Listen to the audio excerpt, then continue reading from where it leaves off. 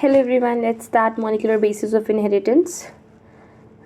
It's now 6:30 p.m. and we'll cover it till 7:10. The part which is the theoretical part, molecular basis of inheritance, just a revision part. Okay सबसे पहले हम बात करते हैं DNA is a genetic material के बारे में. ठीक, DNA as a genetic material. ठीक, इसको प्रूफ करने के लिए बहुत सारे साइंटिस्ट ने अपने एक्सपेरिमेंट्स दिए.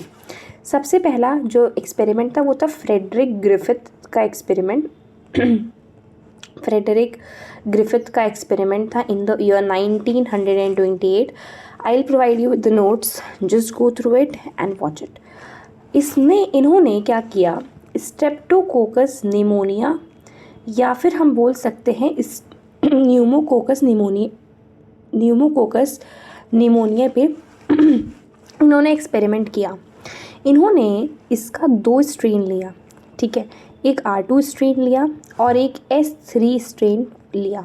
ठीक है, अब इन दोनों स्ट्रेन्स में ना इन्होंने कुछ कैरेक्टरिस्टिक्स ऑब्जर्व की थी. जैसे कि R2 स्ट्रेन में इन्होंने देखा कि R2 स्ट्रेन में जो पॉलीसैकेराइड की कोटिंग या म्यूकस का जो कैप्सूल है, पॉलीसैकेराइड की जो कोटिंग होती है ना, it is present as mucus या फिर हम कह सकते हैं कैप्सूल.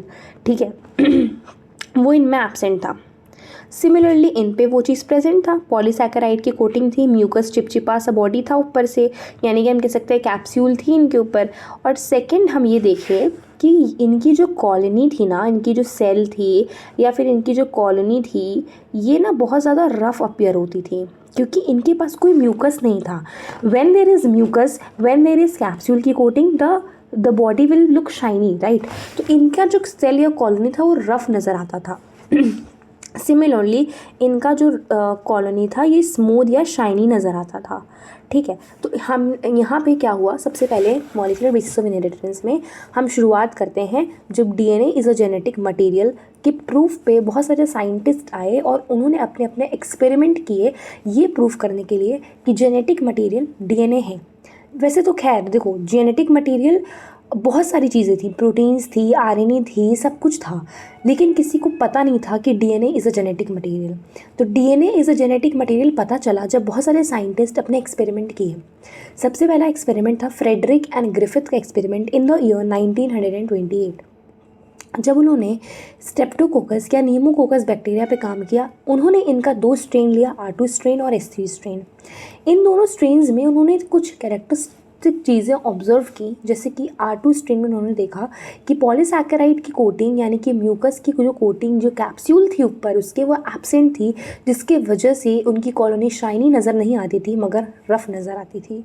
इसका ऑपोजिट सब S3 स्ट्रेन के ऊपर पॉलीसैकेराइड की यानी कि म्यूकस की कोटिंग थी, कैप्सूल प्रेजेंट था. कोटिंग है तो हम बोल सकते हैं कैप्सूल प्रेजेंट है, और उनकी जो कॉलोनी थी, उनकी जो सेल थी ना, वो शाइनी या फिर हम कह सकते हैं स्मूथ नज़र आती थी.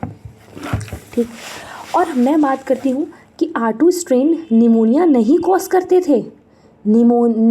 न्यूमोकोकस निमोनिया या स्ट्रेप्टोकोकस निमोनिये बैक्टीरिया जो निमोनिया कॉज करता है उसका 2 स्ट्रेन लिया और ये निमोनिया कॉज करते थे, यानी कि ये पैथोजेनिक नहीं थे, ये वायरुलेंट भी नहीं थे. They were non pathogenic, non virulent, but the S3 strain of pneumococcus pneumoniae is virulent as well as pathogenic क्योंकि they cause pneumonia. मैं एक बार रिवाइज कराती हूँ फिर से. It is just a revision session.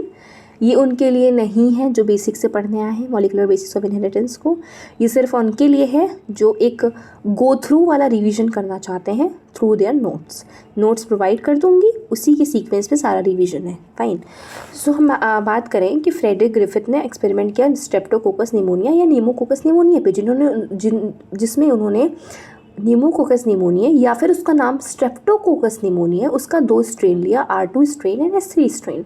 उन्होंने देखा कि R2 स्ट्रेन के ऊपर म्यूकस की कवरिंग है नहीं, कैप्सूल है नहीं, पॉलीसैकेराइड की कोटिंग है नहीं, उसकी जो कॉलोनी है वो रफ नज़र आ रही है और ये निमोनिया कॉज भी नहीं कर रहा है, तो ये नॉन पैथोजेनिक, नॉन वायरुलेंट है. S3 स्ट्रेन में उन्होंने देखा कि यार इसके पास तो पॉलीसैकेराइड की कोटिंग है, म्यूकस की कोटिंग है, कैप्सूल प्रेजेंट है. ठीक है, ये जो है ना, इसकी कॉलोनी ना शाइनी और स्मूथ नज़र आती है। ये निमोनिया कॉज करता है, यानी कि ये वायरलेंट है, ये पैथोजेनिक है ना। अब इन्होंने इन दोनों स्ट्रेन को उठाया और एक चूहा लिया, एक माइस लिया। माइस आता है, माइस केम इनटू द पिक्चर, यानी कि अब यहाँ आता है एक चूहा।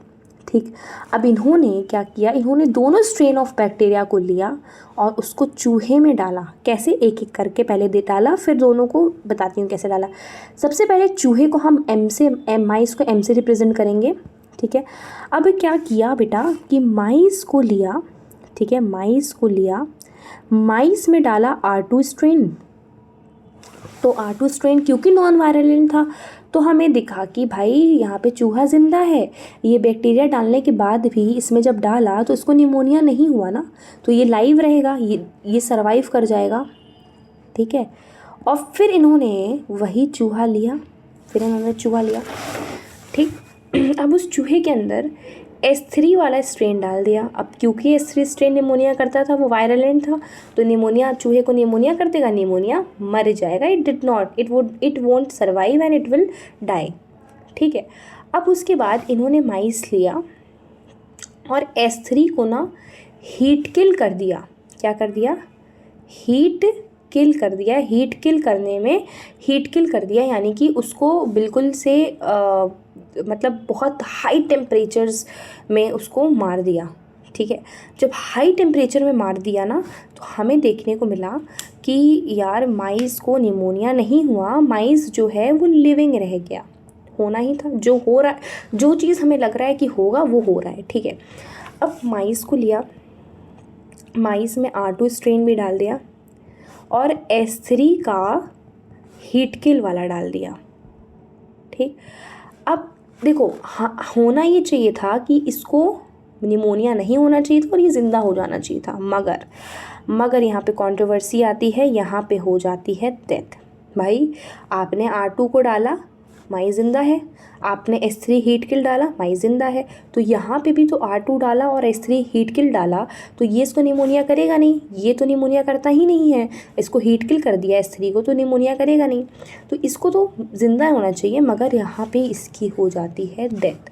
अब बेटा डेथ होती क्यों है, अब बिग क्वेश्चन। ठीक है, यहाँ पे ऐसा क्या हुआ कि माइस की डेथ हो गई।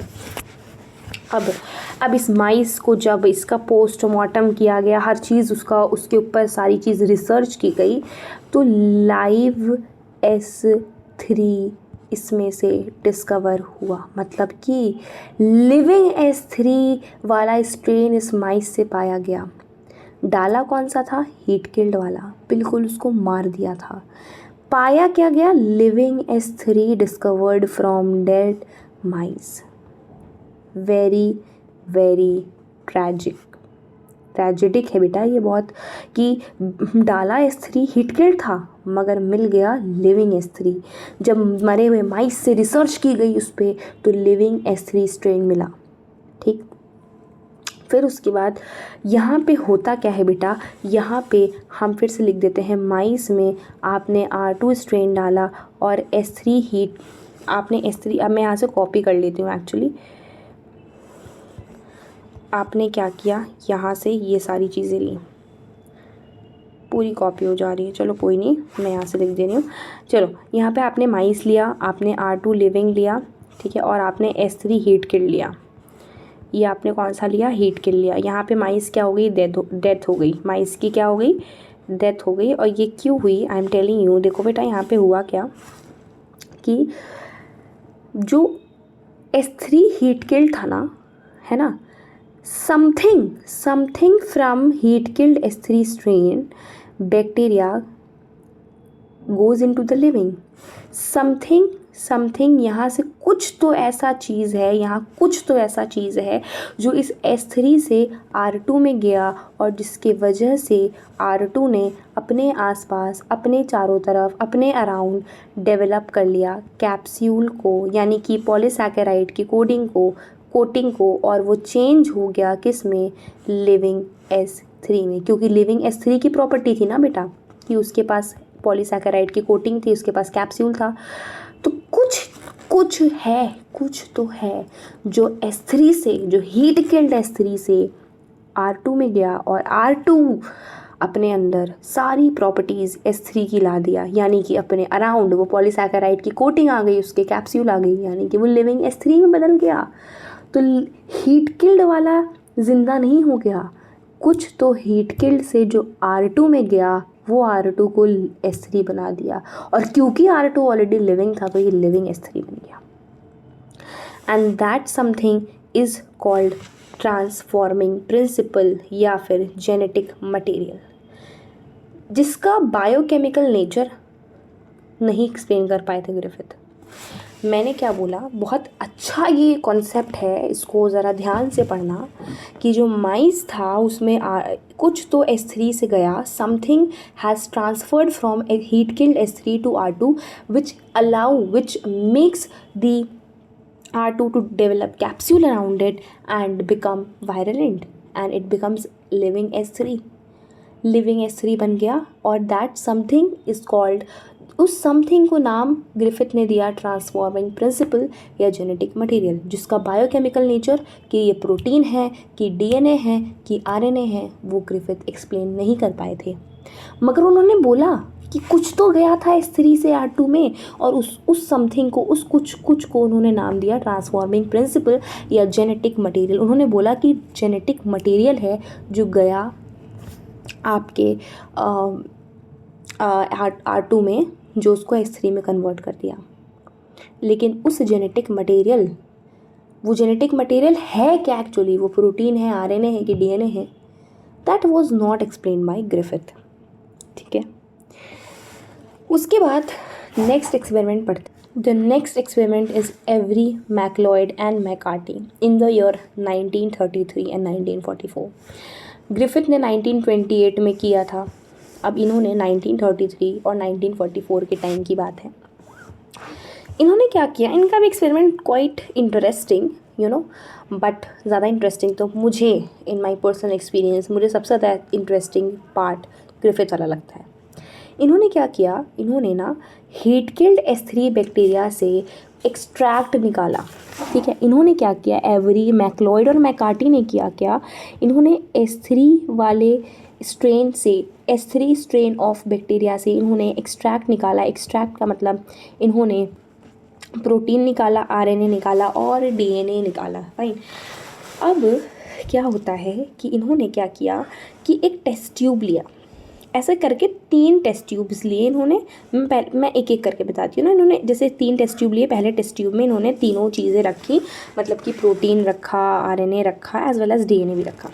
ठीक है, इन टेस्ट ट्यूब में ना इन्होंने एक एक चीज़, मतलब एक एक केमिकल जैसे एंजाइम्स डाले, जिससे इन्हें ये पता चल जाएगा कि एक्चुअली जेनेटिक मटेरियल है क्या।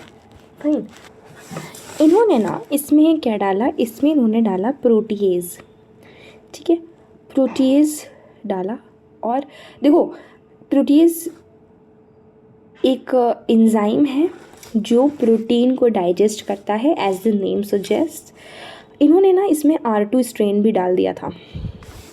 क्या किया, फिर से बता रही हूँ एक बार और, PRD मतलब प्रोटीन, आरएनए, डीएनए लिया, जो कि उन्होंने S3 वाले से एक्सट्रैक्ट किया। ठीक है, देखो क्योंकि ग्रिफिथ ने इतना तो बता दिया था कि कुछ तो चीज़ है जो S3 से R2 में गई, तो यहाँ पे उन्होंने R2 भी रख दिया इस टेस्ट ट्यूब में कि भाई। अब इन्होंने ना एक एक करके गोलियाँ डालनी शुरू की। समझ लो तीन इंसान हैं, हर एक गोली एक इंसान को मारेगी। जैसे कि प्रोटीएज नाम की गोली प्रोटीन को मारेगी। अब जो मर गया, अब देखो होता क्या है कि प्रोटीएज डाला, ठीक, अब प्रोटीएज इसमें डाल दिया, अब ये प्रोटीन को डाइजेस्ट कर जाएगा, प्रोटीन हट जाएगी, प्रोटीन मर जाएगी, प्रोटीन ख़त्म हो जाएगी। ठीक, उसके बाद इन्होंने क्या किया, इसमें इन्होंने प्रोटीएज डाला, मैं लिख दे रही हूँ। उसके बाद क्या किया, R2 इन्होंने देखा कि यार ये R2 तो S3 में ट्रांसफॉर्म हो गया, लिविंग। मतलब देखो, इन्होंने 3 टेस्ट ट्यूब लिए। इन्होंने सबसे पहले एवरी मैक्लॉयड एंड मैकार्टी ने सबसे पहले S3 वाले बैक्टीरिया के स्ट्रेन से इन्होंने एक्सट्रैक्ट निकाला, प्रोटीन, आरएनए और डीएनए। ठीक, क्योंकि हमें कन्फ्यूज़न है ना, हमें तो नहीं पता बायोकेमिकल नेचर ट्रांसफॉर्मिंग प्रिंसिपल का, हमें बायोकेमिकल नेचर ग्रिफिथ ने नहीं बताया था। तो इन्होंने ये जानने के लिए एक्सपेरिमेंट किया कि बायोकेमिकल नेचर क्या है आपके ट्रांसफॉर्मिंग प्रिंसिपल, या जिसको आपने जेनेटिक मटेरियल बोला, यानी ग्रिफिथ ने बोला।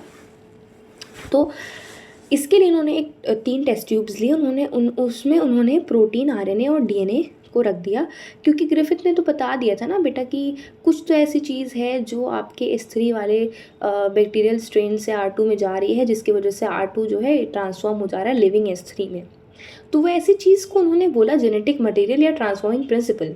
उसी का बायोकेमिकल नेचर पता करने के लिए मैक्लॉयड, मैकार्टी और एवरी ने ये एक्सपेरिमेंट किया, जिसमें उन्होंने 3 टेस्ट ट्यूब्स लिए और 3 बार एक्सपेरिमेंट किए, 3 बार एक एक को डाइजेस्ट करके देखा कि किस वाले केस में जो R2 है वो S3 में ट्रांसफॉर्म नहीं हो रहा है।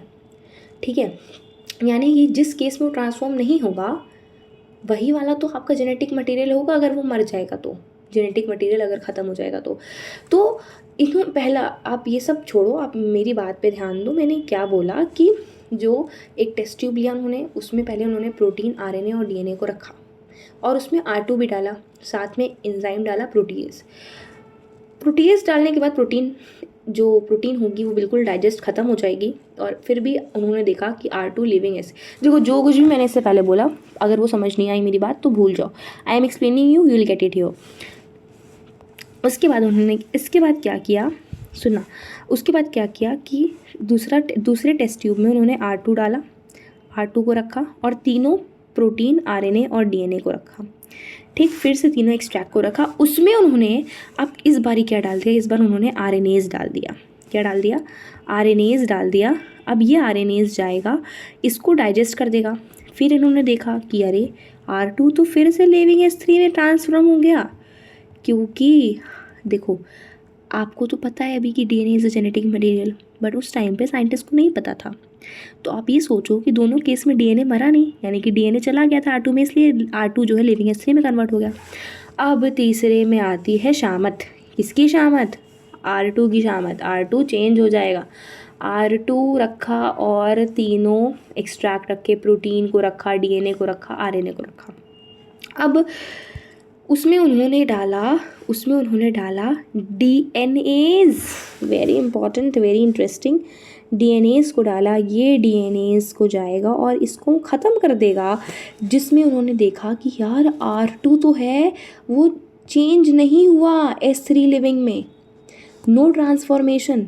तो यहाँ से पता चला DNA is a genetic material.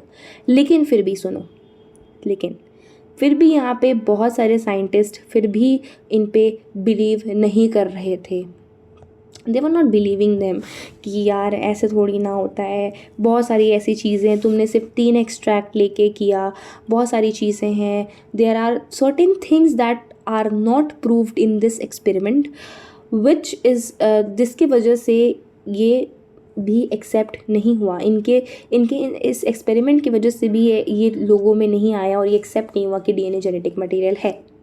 इसके बाद जो हर्शी और चेस का एक्सपेरिमेंट आप पढ़ोगे 1952 में, उन्होंने अनइक्विवोकल प्रूफ दिया। अनइक्विवोकल प्रूफ मतलब एक ऐसा प्रूफ जिसको सबको एक्सेप्ट करना पड़ा बिना मुँह खोले, बिना सवाल किए, उसे कहते हैं अनइक्विवोकल प्रूफ। किसी का मुकाबला नहीं था उन्होंने जैसा प्रूफ दिया। ये वाला समझ में आ गया? इसमें पता चला कि protein is not a genetic material, इसमें पता चला कि RNA is not a genetic material, लेकिन इसमें पता चला कि DNA is a genetic material. But still the certain things are not proved and which scientist wants कि वो प्रूव हो तो हम इसको एक्सेप्ट करें।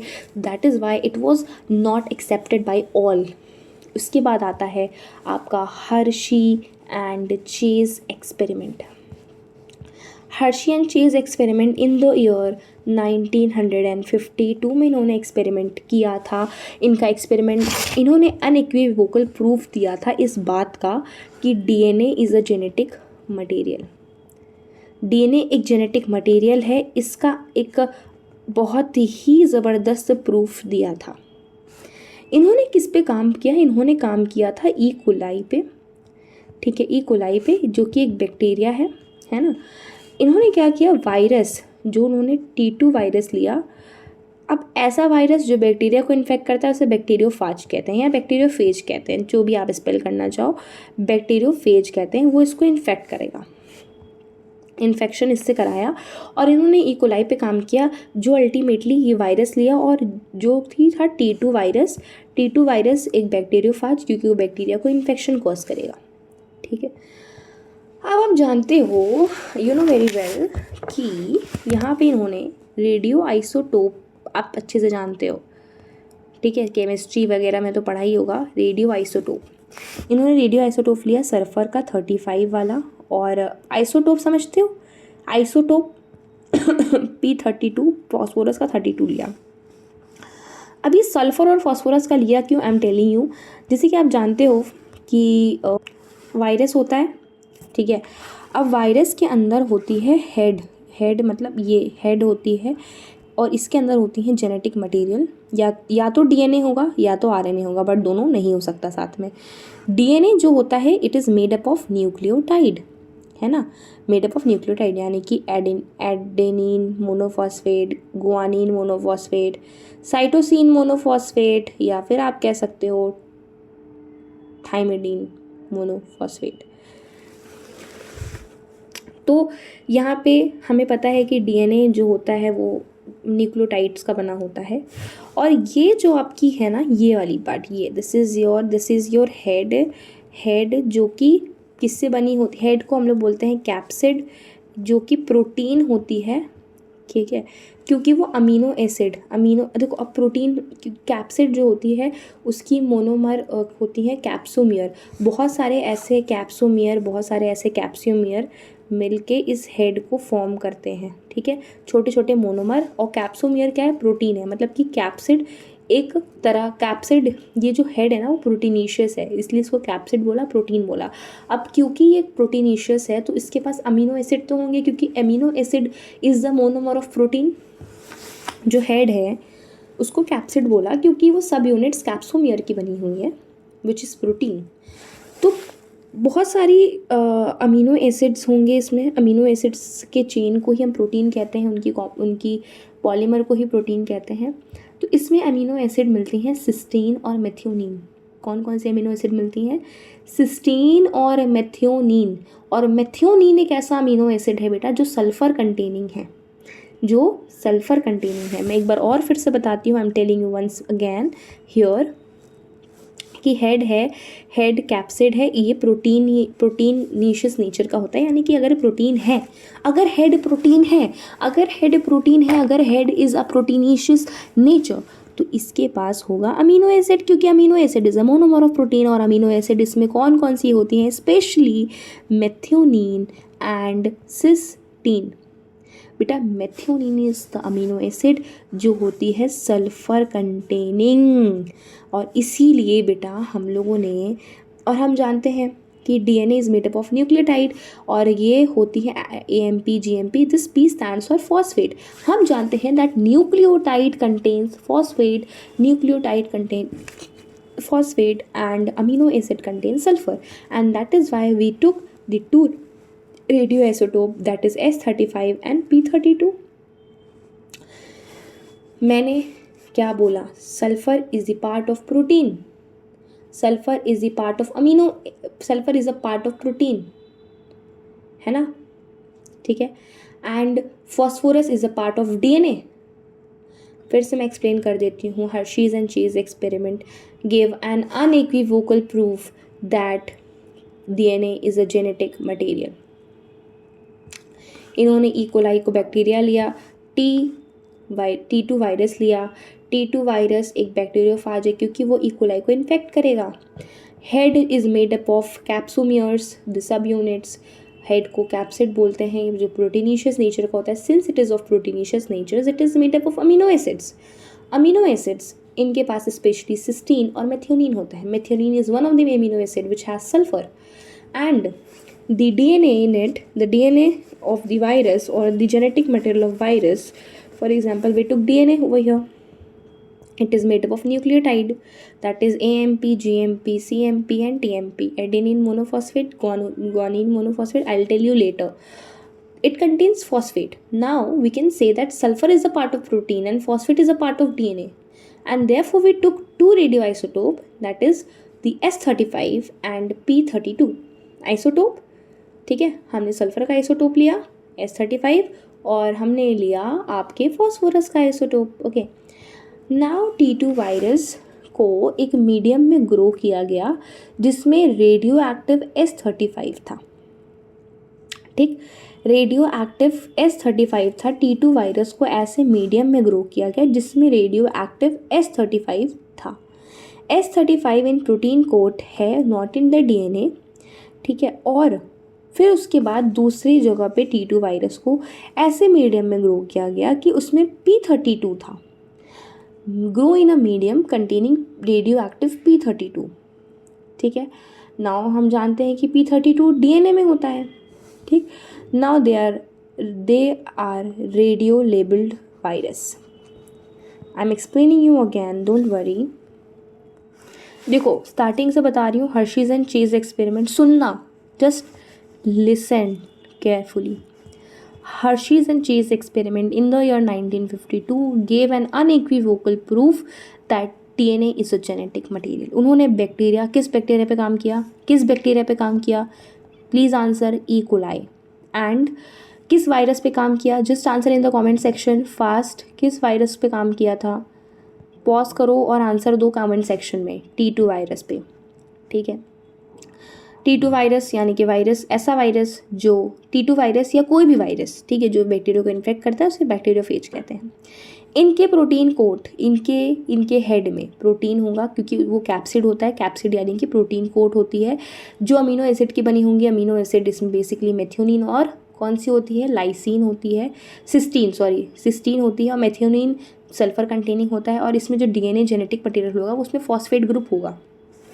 ठीक है, अब हम लोगों ने कौन सा दो रेडियो एक्टिव आइसोटोप कौन से लिए? प्लीज़ कमेंट में लिखो. रेडियो आइसोटोप कौन से लिए? S35 एंड P32 लिया. S is the sulphur is the part of protein and phosphorus is the part of DNA from we can understand. अब उन्होंने क्या किया कि दो टेस्ट ट्यूब लिए. अब T2 वायरस को ऐसे मीडियम में ग्रो कराया जिसमें S35 था. उस मीडियम में S35 था, रेडियो एक्टिव S35 था. अब वो रेडियो एक्टिव S35 किस पार्ट में जाएगा? हमारे हेड पार्ट में जाएगा, हमारे कैप्सिड पार्ट में जाएगा, क्योंकि वहाँ पे तो प्रोटीन है, वहीं पे तो सल्फ़र होगा. तो और आपका जो दूसरे टेस्ट ट्यूब में क्या होता है? पहले टेस्ट ट्यूब में T2 वायरस को ऐसे मीडियम में ग्रो कराया जहाँ पे S35 रेडियो एक्टिव S35 था. दूसरे टाइम पे आपके T2 वायरस को ऐसे मीडियम में ग्रो कराया जहाँ पे रेडियो एक्टिव P32 था. तो वो DNA में इनकॉर्पोरेट हो जाएगा, मतलब कि वायरस के जेनेटिक मटेरियल में इनकॉर्पोरेट हो जाएगा, क्योंकि फॉस्फोरस इज़ अ फॉस्फेट या फिर P या phosphate is a part of DNA और जेनेटिक मटेरियल ऑफ वायरस. तो जो P32 रेडियो एक्टिव P32 होगा वो इसमें इनकॉर्पोरेट हो जाएगा. Now we get to have the radio labelled virus, मतलब ऐसा वायरस जिनके हेड में S35 है और जिनके DNA में P32 है. दो अलग अलग हम लोगों ने T2 वायरस लिया. फिर उन दोनों टेस्ट ट्यूब में क्या किया कि एक पहले वाले टेस्ट ट्यूब में सुनना. अब इस टेस्ट ट्यूब में क्या हुआ कि जो जिसके हेड पार्ट में S35 इनकॉर्पोरेट हो गया था, और जिनके टेस्ट ट्यूब में दूसरे में ऐसा T2, वो वाला T2 लिया जिनके DNA में P32 इनकॉर्पोरेट हो गया था. उन दोनों को अब इन्फेक्शन कराया. पहला step is infection. Both the radio active level virus infect the new E. coli मान लो ये है और ये वायरस है आपका. ठीक है, इन्होंने इसको इन्फेक्ट किया. इन्फेक्ट करने के बाद इसमें होगी ब्लेंडिंग मतलब कि एजिटेट करना, हिलाना या स्टिर करना, टू सेपरेट और remove the contact between the virus and bacteria. अब उसको हम लोगों ने स्टिर किया, एजिटेट किया, हिलाया, उसको शेक किया, सो दैट जो बैक्टीरिया और E. coli में जो कॉन्टैक्ट है वो ख़त्म हो जाए. उसके बाद होती है सेंट्रीफ्यूगेशन. सेंट्रीफ्यूगेशन में क्या होता है कि we separate the virus particle and bacteria on the basis of density. जिसकी अब देखो क्या होता है, डेंसिटी की बेसिस पे जब हम सेपरेट करते हैं. फॉर एग्जांपल जैसे कि आप इसमें ले लो मिट्टी और पानी, या फिर जिसकी डेंसिटी ज़्यादा होगी, देखो जिसकी डेंसिटी ज़्यादा होगी वो नीचे जाके बैठ जाएगा उसको बोलेंगे पैलेट, और जिसकी डेंसिटी कम होगी, जो लाइटर होगा, जो जिसकी डेंसिटी कम होगी, वो सुपरनेटेंट होता है। क्या होता है? सुपर। ये सब आपके नोट्स में लिखा है, मैं आपको नोट्स दे दूँगी। सुपरनेटेंट वो होता है जो ऊपर रह जाता है, जो लाइटर होता है, जिसकी डेंसिटी कम होती है। पैलेट वो होता है जो नीचे बैठ जाता है, जिसकी डेंसिटी ज़्यादा होती है, जो नीचे बैठ जाता है, ठीक है, जिसकी डेंसिटी ज़्यादा होती है, जो हैवी होता है। अब सेंट्रीफ्यूगेशन के टाइम पे क्या हुआ कि पहले वाले में देखा गया, पहले वाले टेस्ट ट्यूब में देखा गया कि जो सुपरनेटेंट पार्ट है और ये वाला जो ई कोलाई है आपका, सुपरनेटेंट पार्ट में देखा गया कि आपकी यहाँ पे हेड पार्ट यानी कि आपकी दिख रही है S35, मतलब कि रेडियो एक्टिविटी X35 दिखा। Protein coat was present in the supernatant part, मतलब वो ऊपर है, मतलब it does not enter into the bacteria. Radioactivity यहाँ पे S35, radioactivity is something which is use to detect, वो थोड़ा सा ना फ्लोरेसेंस भी शो करता है कहीं ना कहीं रेडियो एक्टिविटी। तो यहाँ पे सबसे पहले रेडियो एक्टिविटी सुपरनेटेंट पार्ट में पाई गई, और रेडियो एक्टिविटी किसकी पाई गई? S35 प्रोटीन कोट की पाई गई, which was present over here.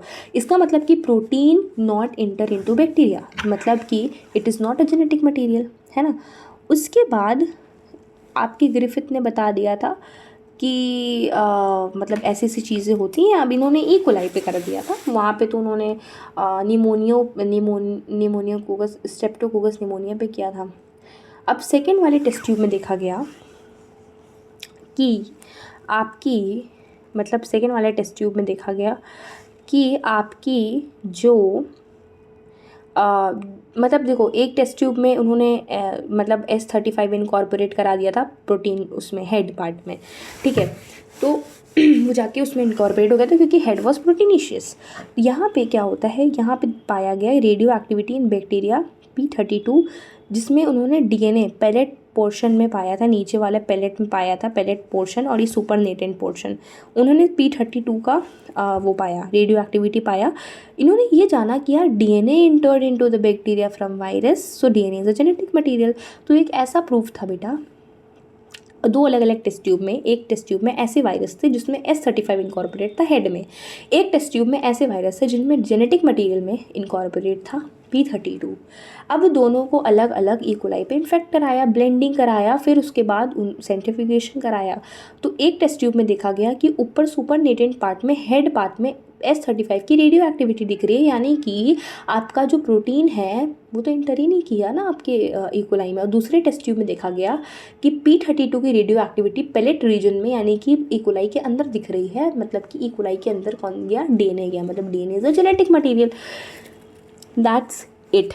The theoretical part has ended. All the 3 experiments that you have revised was awesome and was interesting. It was just of 30 minutes. I'll provide you with the notes of all these. Just compare it. Just open your notes over there and open the video of your revision. You will get all the concept very clear.